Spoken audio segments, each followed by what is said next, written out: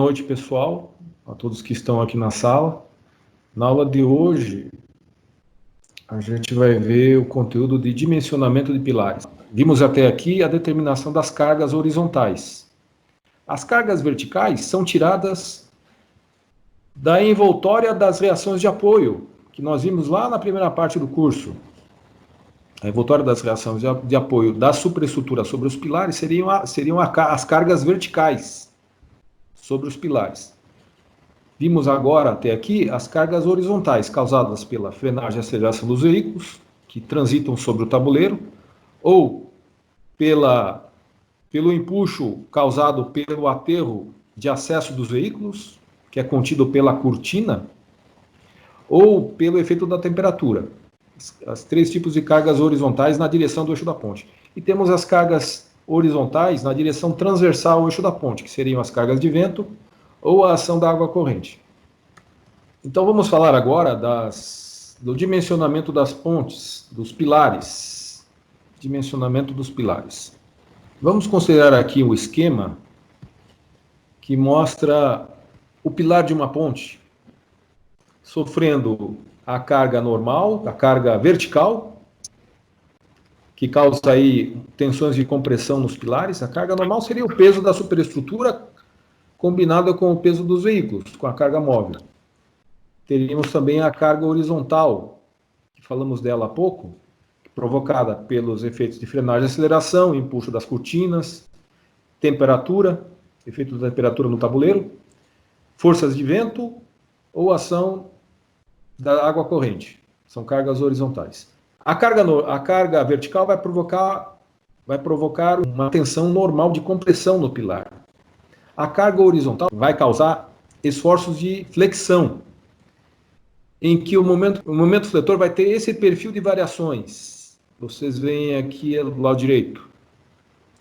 Nós vamos considerar o pilar associado com o fuste do tubulão. Geralmente as pontes têm uma fundação profunda que garante aí o engaste do pilar na sua base. Então, nesse perfil de momentos fletores, o dimensionamento do pilar vai ser realizado para o momento máximo, que vai acontecer aqui no interior do solo. Para calcular esse momento máximo, nós multiplicamos a carga H pela distância. A carga H acontece no topo do pilar. Multiplicado pela distância até a seção transversal, onde acontece o momento máximo, nos daria aí o valor desse momento. Como temos cargas em duas direções perpendiculares, as cargas longitudinais e as cargas transversais, vamos ter também dois tipos de momentos, né? Um momento longitudinal, causado pelas cargas longitudinais, obviamente, e um momento transversal, causado pelas cargas transversais, que seriam os esforços de vento, por exemplo.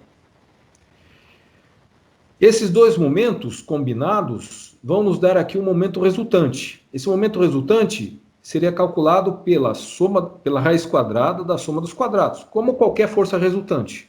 Como podemos determinar esse momento máximo? Esse momento máximo, como eu falei há pouco, seria o produto da carga H, da força horizontal, pela distância. A distância até a seção aonde o momento máximo acontece. Para determinar a posição desse momento máximo, nós precisamos de além das dimensões da própria geometria do pilar e do fuste do tubulão, o fuste do tubulão aqui teria uma profundidade H.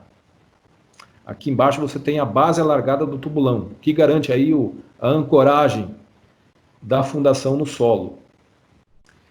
Essa profundidade H, então, seria a altura do fuste do tubulão. A altura H0 seria a altura do próprio pilar. Essa seção onde acontece o momento máximo estaria, por exemplo, aqui no desenho, nessa profundidade, a uma distância xm da base do fuste do tubulão. Essa altura xm é determinada através de um ábaco, que nós vamos ver daqui a pouco. Para calcular o valor desse momento máximo, nós vamos, então, multiplicar o valor da carga H pela distância do topo do tubulão até a seção onde o momento máximo acontece. Essa distância seria H0 mais H menos XM, que é dado aqui dentro desses colchetes, dentro desses dois colchetes. Então, essa é a maneira de determinar o valor do momento máximo. Tanto para cargas horizontais longitudinais, quanto para cargas horizontais transversais. Para determinar esse valor, essa distância XM, nós vamos precisar de alguns parâmetros.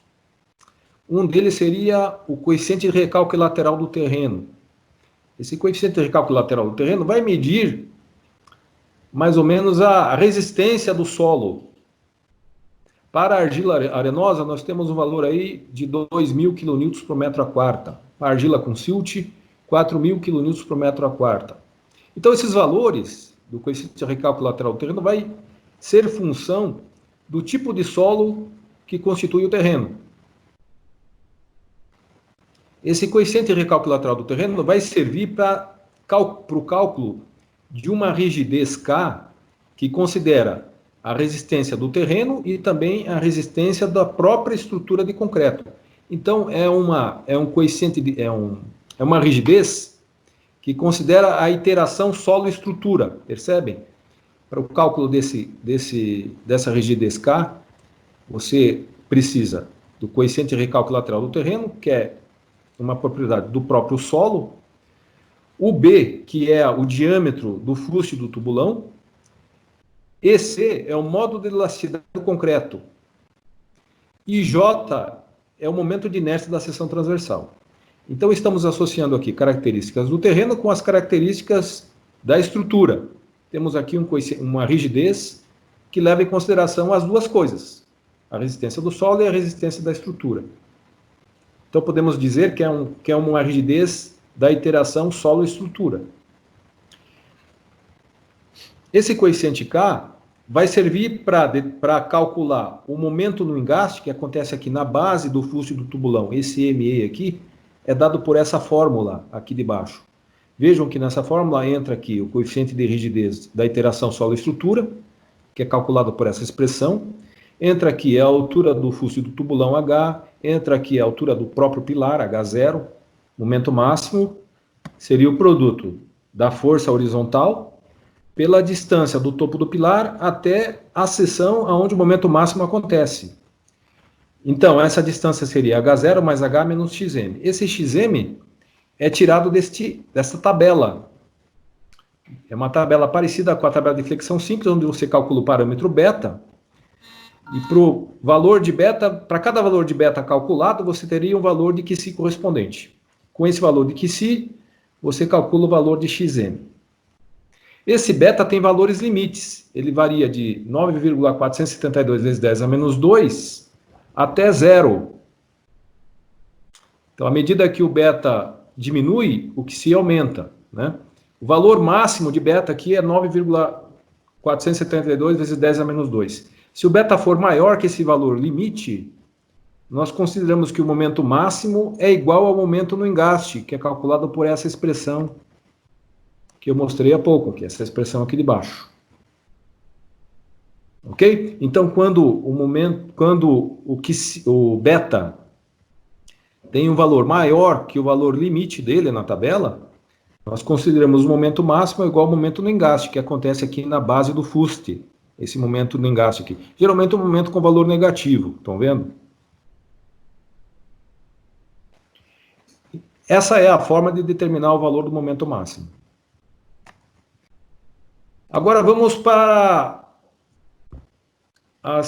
o momento transversal. Momento transversal. Se os pilares não forem isolados, eles forem unidos por uma travessa horizontal, teremos que o momento das cargas transversais, que seriam as cargas de vento, seria dado por essa expressão 0,5 ou 1,5 de HT, que multiplica a média entre a altura do pilar e a altura do fluxo do tubulão, H0 mais H sobre 2. Então, H0 mais H sobre 2 vezes HT. Vejam aqui que é a metade do HT. Por quê? Porque você tem dois pilares. A metade vai ser resistida por um pilar, a outra metade vai ser resistida pelo outro pilar. Por isso a razão desse 1 sobre 2, dessa metade da carga HT. Então, a força HT dividido por 2 vezes a média das alturas do pilar e do fuste do tubulão. Te dá aí o momento transversal. E usa-se essa expressão somente quando você tiver pilares unidos por uma travessa. No caso de existirem pilares isolados, determina-se o valor de MT da mesma forma que a gente apresentou aqui para o momento máximo, com esse procedimento que a gente demonstrou aqui, onde o H aqui vai ser a força de vento nesse caso. Agora vamos para o dimensionamento do pilar propriamente dito. Nós, para determinar o momento de cálculo, nós somamos três momentos. É o momento resultante, que é a combinação do momento devido a cargas longitudinais com os momentos devido às cargas transversais. Essa raiz quadrada aqui te dá o momento resultante. Para determinar o momento de cálculo, nós somamos com esse momento resultante mais 2 momentos, que é o momento mínimo, considerando uma excentricidade mínima, que na prática, quando se executa um pilar, é muito difícil garantir que o centro do pilar esteja exatamente no ponto de aplicação da carga do tabuleiro da ponte. Que o eixo da longarina coincida exatamente com o eixo do pilar. Isso é praticamente impossível, difícil. Então, considera-se, a nível de projeto, uma excentricidade mínima, que abrangeria essa impossibilidade prática de fazer com que o centro do pilar coincida com o eixo do tabuleiro, com o eixo da longarina. Essa excentricidade mínima será 15 centímetros mais 3% do diâmetro do pilar, se o pilar for circular, seção circular. Multiplica-se essa distância pela carga normal, que é retirada lá da envoltória das reações de apoio. Aquela análise que fizemos com linhas de influência lá no início do curso, que determinava a reação de apoio máxima sobre o pilar. O momento mínimo, então, será a força normal de cálculo multiplicado por essa excentricidade mínima. Temos também que somar ao momento resultante um momento de segunda ordem, que vai considerar os efeitos da flambagem no pilar. Para determinar o valor desse momento de segunda ordem, multiplica-se o valor da carga normal, que é a carga vertical, devido ao peso do próprio tabuleiro e também das cargas móveis. Isso aqui é retirado lá das reações de apoio, da envoltória das reações de apoio.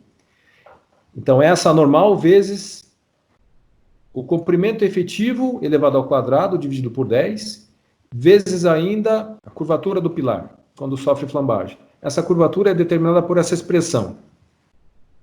Seria 0,0035 mais o FYD, que é a tensão de escoamento do aço, né? Dividido por 1,15, dividido pelo módulo de elasticidade do aço, que é 200 gigapascais, dividido ainda por um parâmetro Ni, que é dado por essa fórmula aqui de baixo. Esse parâmetro Ni é função da carga normal e da área da seção transversal multiplicada pela tensão de ruptura do concreto aqui, a tensão de cálculo, né, o FCD, que é o FCK dividido por 1,4. Esse parâmetro Ni nós vamos usar novamente em um ábaco para determinar a área de aço daqui a pouquinho. Então, considera-se aqui o Ni mais 0,5. Isso aqui que está dentro do parênteses não pode ser menor que 1. Então, se resultar num valor menor que 1, considera-se o valor 1, nesse caso. E D seria o diâmetro do pilar, da seção circular do pilar. Então, calcula-se aqui a curvatura 1 sobre R e multiplica ela aqui pelo quadrado do comprimento efetivo. Esse comprimento efetivo seria o comprimento do pilar, esse LBE é o comprimento do pilar, considerando uma parte do fuste do tubulão. Isso vai depender aqui da rigidez na interação solo-estrutura. esse termo adicional aqui considera o módulo de elasticidade do concreto, o momento de inércia da seção do pilar e o coeficiente lateral do terreno. Coeficiente lateral do terreno que nós vimos há pouco lá, que depende também do tipo de solo que constitui o terreno. Então, a altura do pilar mais esse termo vai te dar aí o LBE, que multiplicado pelo coeficiente de flambagem, coeficiente efetivo de flambagem, CK, que para pilares com base engastada vai ser igual a 2. Isso nós vimos lá na resistência dos materiais, quando vimos o assunto flambagem. Então, K vezes LBE vai ser aí o comprimento efetivo do pilar, que envolve aí, que na verdade é uma distância entre pontos onde o momento é nulo. Os momentos no pilar são nulos, né? Então, calculamos o momento de segunda ordem por essa expressão. Essa é a parte mais, digo assim, mais demorada aqui da determinação dos momentos. E por último aqui, o momento resultante, que majoramos aqui por um coeficiente de 1,4. Então, somando os três momentos, temos aí um momento de cálculo. Esse momento de cálculo vai servir para determinar um parâmetro μ, num ábaco que eu vou mostrar para vocês agora. Esse ábaco nos dá aqui a taxa de armadura no pilar, dependendo dos parâmetros μ, que está aqui, cujos valores estão aqui na vertical, e do parâmetro Ni, cujos valores estão aqui na horizontal. Então, calcula-se o valor de Mi e o valor de Ni, né? E nesse ábaco, na confluência dos dois valores, né, se você pegar uma projeção ao valor de Mi, encontrar a projeção do valor de Ni, você vai encontrar aqui uma dessas curvas. Essas curvas, cada curva dessa, é uma taxa de armadura do pilar, que varia da taxa de armadura mínima até a taxa de armadura máxima. Deixa eu aumentar aqui para vocês observarem. Ela vai de 0,4%, que é a taxa mínima de armadura em um pilar, até a taxa máxima, que é 6%. Os valores constantes nessas curvas do ábaco são os valores das taxas de armadura, representados aqui pela letra ρ, em percentual.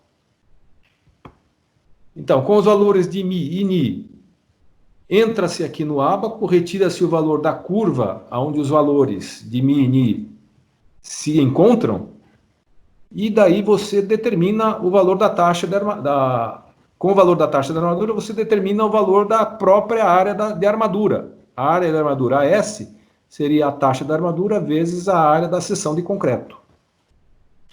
Os valores de Mi e Ni são calculados por essas duas fórmulas. Ni depende da carga normal somente e Mi depende do momento fletor. Então nós temos aqui os dois parâmetros da flexocompressão. A carga normal e o momento fletor. A determinação do momento total vai servir somente para o cálculo desse parâmetro Mi, que depende do momento de cálculo. Momento de cálculo dividido pela área da seção de concreto, vezes o diâmetro da seção, a distância D, e vezes o FCD, que seria o FCK dividido por 1,4. O Ni depende somente da carga normal, da carga vertical, retirada lá da envoltória das reações de apoio. O Ni, então, seria essa carga normal de cálculo, dividido pela área da seção de concreto e pelo FCD, que também é o mesmo FCD aqui para o Mi, que é o FCK dividido por 1,4. Então, determinada a área de cálculo da armadura, determinamos a área efetiva, usando a tabela-mãe, da mesma forma que usávamos lá nas vigas de concreto armado. Para uma determinada área calculada, você teria aqui a área efetiva, considerando as áreas de bitolas comerciais. E aí você distribui dentro do perímetro do pilar, considerando uma distância de cobertura do aço, essas armaduras, simetricamente, no entorno dentro do perímetro do pilar, como você vê aqui nesse desenho. Essa armadura total seria então distribuída ao redor e dentro do perímetro do pilar.